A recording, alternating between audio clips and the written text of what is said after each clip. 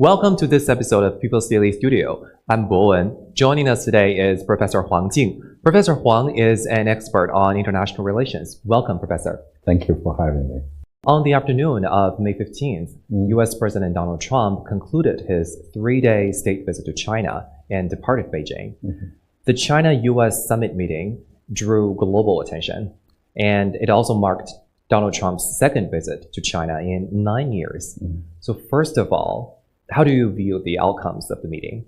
I think there are two points or two facts that can tell us how significant, how unprecedented for this. He's very respectful. He treated the Chinese leaders in a very respectful way. And for example, his speech as a gala dinner is very well written, and both in terms of language or in terms of contents.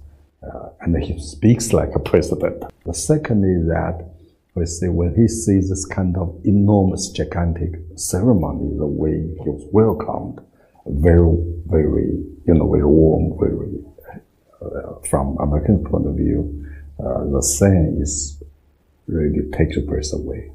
And I believe he's really impressed either by the welcoming ceremony, the way the Chinese, all the soldiers marching down in front of him. And you can tell that he's, from his body language, his eyes, very respectful. I think that tells us that as a president of the United States, or as a political leader himself, he knows and he really believes that China as a nation is as strong as the United States, or in some respect even stronger. And China is better organized in terms of political affairs. And Chinese leaders do have a strong support from the nation, from the people. And China is rising. So Chinese Foreign Minister Wang Yi characterized the China-U.S. summit meeting as fruitful. So would you agree with him? Yes, I think fruitful is not, we don't just look at what they have achieved. That is very fruitful itself. But the issues they discussed, the depths and also the scale are also very fruitful. They talk from all the way from security, peace and stability in Asian Pacific to economics, to all the major issues like war in Iran, Ukraine, of course Taiwan, that is the red line of the red lines, and also the culture, the history.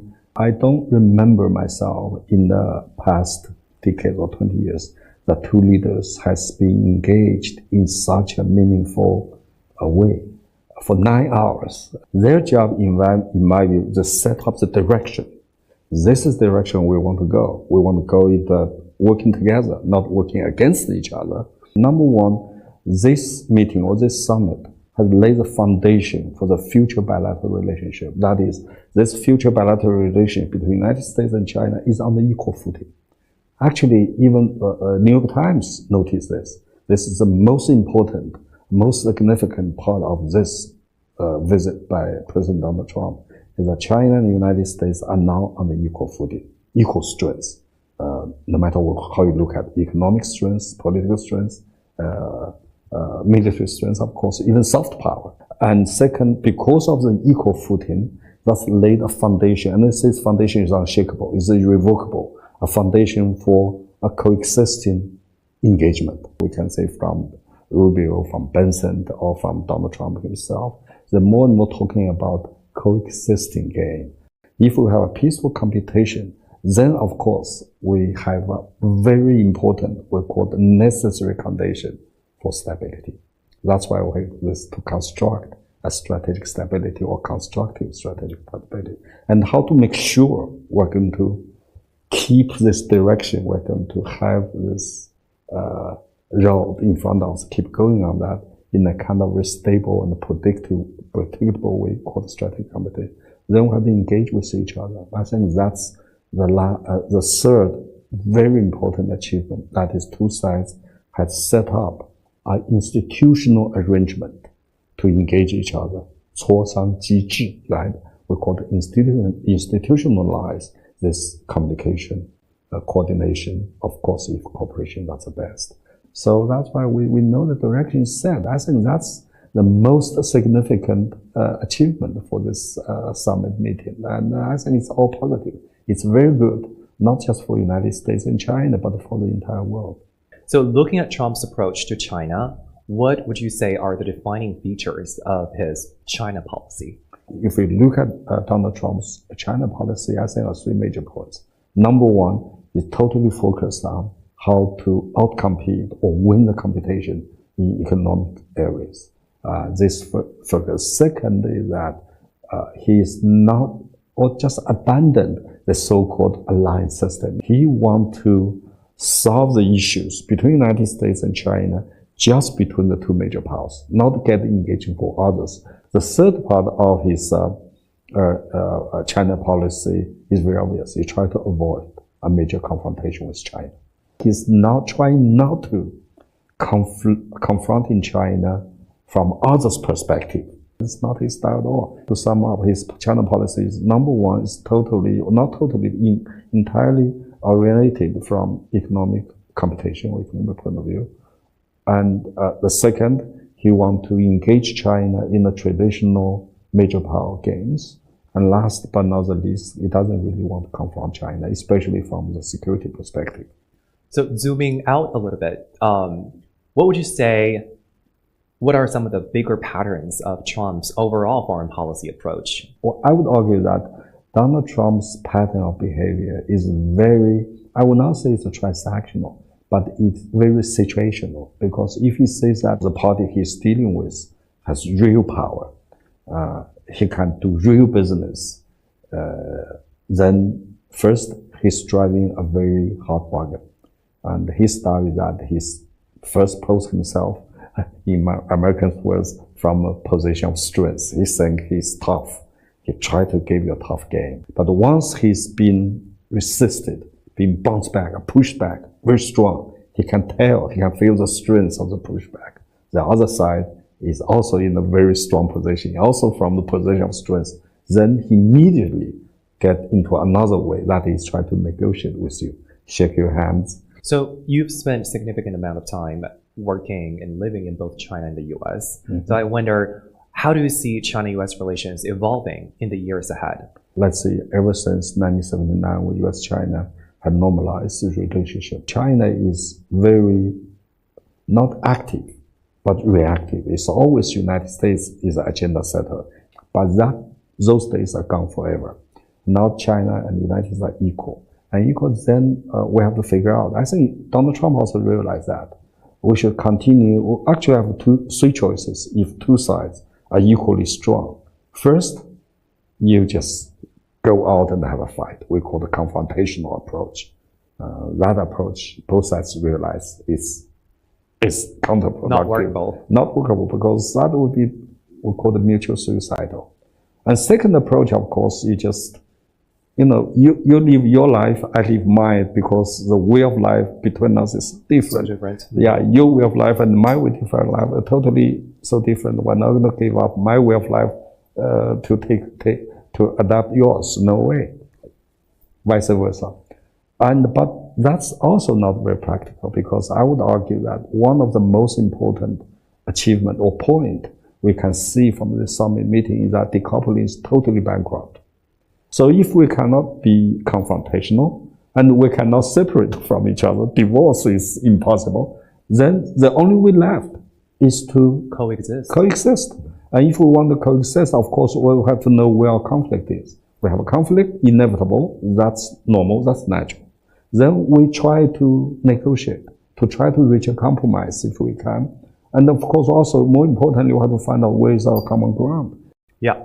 This brings us to the next question. At the welcome banquet, President Xi said, we must make it work, not mess it up. He was referring to the China-US relationship. And he also said, both China and the US stand to gain from cooperation and lose from confrontation. He also mentioned the very new term, but it's also a very important term, that is to build a constructive China-U.S. relationship of strategic stability. Yeah. So I wonder if you could offer, but you also said China and the U.S. are two different countries. Yeah. They have two different political systems, and the cultural backgrounds are also very different. Yeah.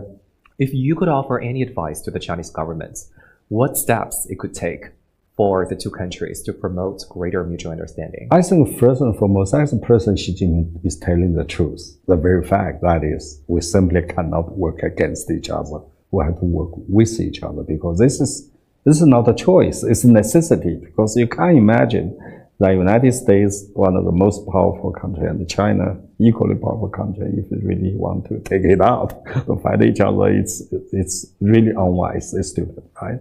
You don't want to do that. But if we have to work with each other because we live in the same planet, then a lot of issues we have to discuss. I think for the Chinese government or for US government, for the same things, first, to really understand, to recognize, and then understand where our differences really are, why we're different. And in other words, Chinese will have to 知己知彼, right? I know myself, but it's more important, I know you. So know you, know the other side means you know why we are not the same, why we're different. So that's the first step. So diplomacy is the art of make impossible possible.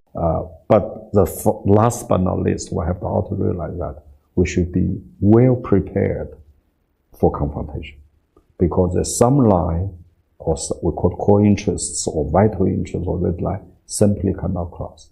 But if you keep taking on me, we say, cross the red line, undermine or sabotage my core interests, of course, I have equally strong means to react. To counter. To counterattack, to push back.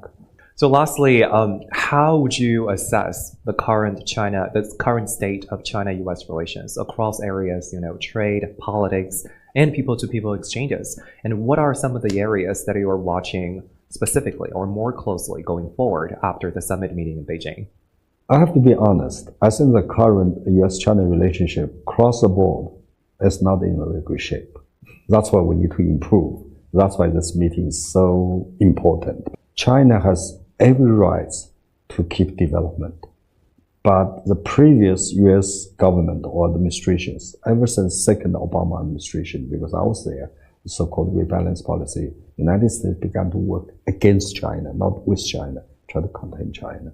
We see a sharp drop, not only for Chinese students go to the United States, but even full drop of American students come to China. So I think that right now, given this kind of very good starting point of meeting, both leaders promise that they're going to improve this bilateral relationship. I noticed the very important one to improve people-to-people exchange. The first thing we need to do is that we should really substantially increase the flights. We all live in the same village called Earth, right? The war only makes you weaker because by building up a war itself means that you gave up competition. Better we have a kind of what I call a healthy competition. That's why coming back to this summit, I think a very significant part is that the two leaders realized that they began to try to make the rules for this competition. That's why we need strategic stability. Great points, Professor. Thank you for making us smarter. And I really learned a lot from this conversation. So thank you again for coming to our show. Thank you for having me. This is People's Daily Studio. I'm your host, Bo, and thank you for coming, Professor Huang. Thank you for having me.